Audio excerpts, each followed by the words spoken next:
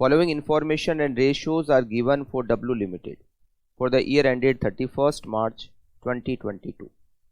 Equity share capital of rupees 10 each, 10 lakh. Reserve and surplus to shareholder fund 0.5. Sales divided by shareholder fund 1.5. Current ratio 2.5. Debtor turnover ratio 6. Stock velocity 2 month. GP ratio 20%. Net working capital turnover ratio 2.5. You are required to calculate shareholder fund, stock, debtors, current liability and cash balance. सबसे first point हम calculate करते हैं share holder fund. हमें question में equity share capital दे रखी है 10 lakh, reserve and surplus to share holder fund दे रखा है 0.5। अगर मैं रिजर्व एंड सरप्लस को x मान लूं तो मेरा ये जो रेशियो दे रखा है reserve and surplus to share holder fund 0.5, reserve and surplus divided by share holder fund, ये दे रखा है 0.5। रिजर्व एंड सरप्लस को मैंने x मान लिया। शेयर होल्डर फंड में रिजर्व एंड सरप्लस आते हैं और इक्विटी शेयर कैपिटल आती है which is 10 lakh. Share capital और रिजर्व एंड सरप्लस दोनों मिलकर शेयर होल्डर फंड होता है, इक्वल टू 0.50। इसको सॉल्व करेंगे तो x इक्वल टू 0.5x प्लस 5 लाख,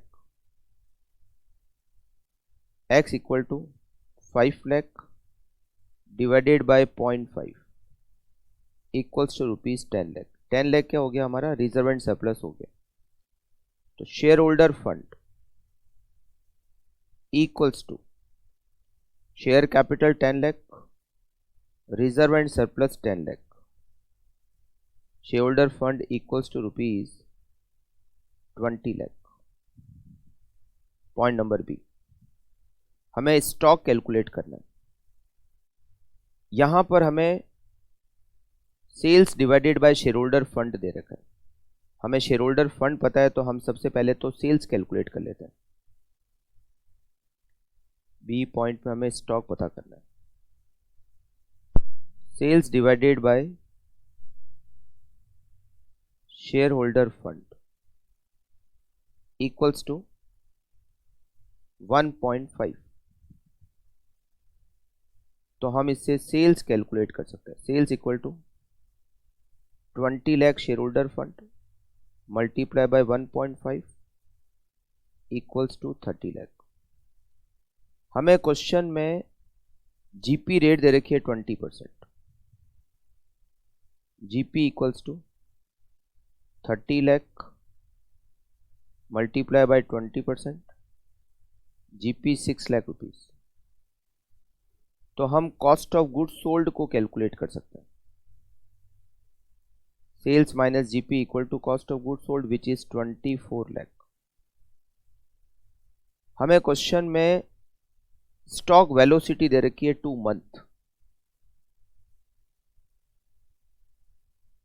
स्टॉक वेलोसिटी का फॉर्मूला होता है 12 divided by stock turnover ratio. ये 2 दे रखा है, 12 divided by stock turnover ratio. Stock turnover ratio equals to 6। Stock turnover ratio का फॉर्मूला होता है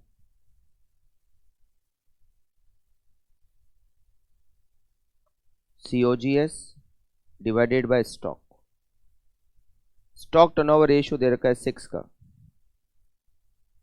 cost of goods sold 24 lakh divided by stock. Stock equal to 4 lakh. Next point, हमें debtors calculate करना है।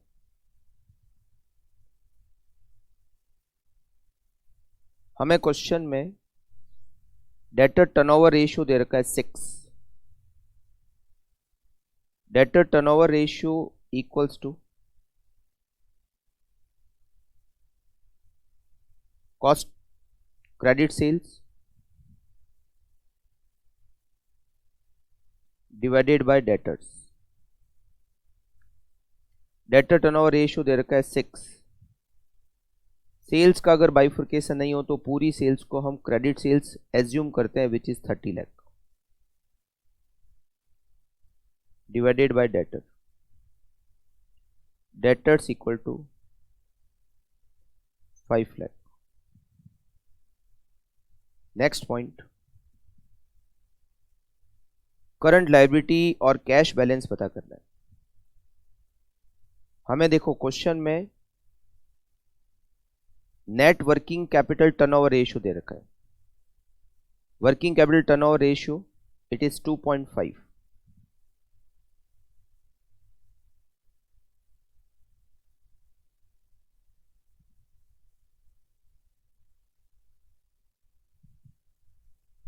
वर्किंग कैपिटल टर्नओवर रेशियो का formula होता है sales divided by working capital. It is 2.5. Sales 30 lakh divided by working capital. तो हम इससे working capital calculate कर सकते हैं. Working capital equals to 30 lakh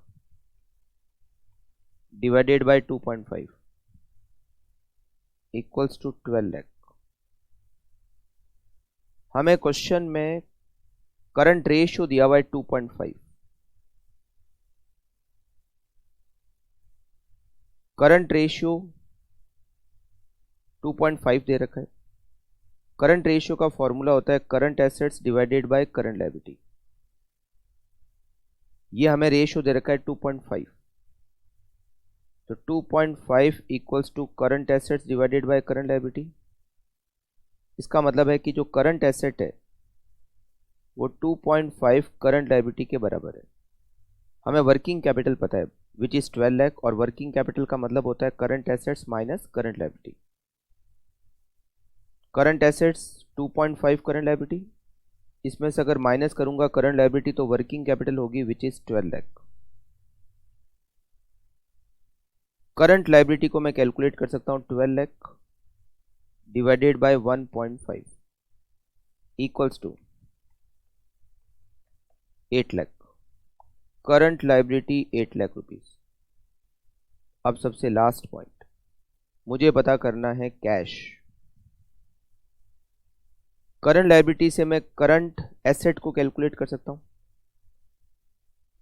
current asset equal to current liability 8 lakh है, करंट रेशियो 2.5, तो मेरी करंट एसेट्स हो जाएगी 20 lakh rupees.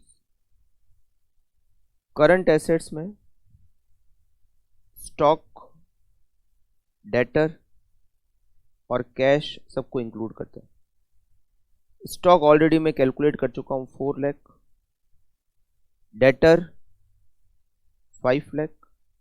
It means cash balancing figure 1 lakh.